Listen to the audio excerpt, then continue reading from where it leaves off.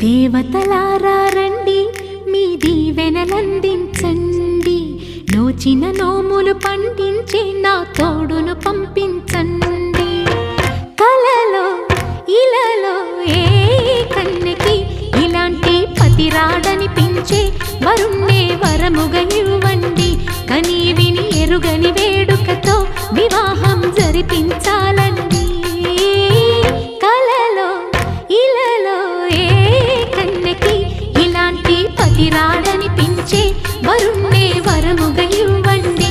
కని విని ఎరుగని వేడుకతో వివాహం జరిపించాలి.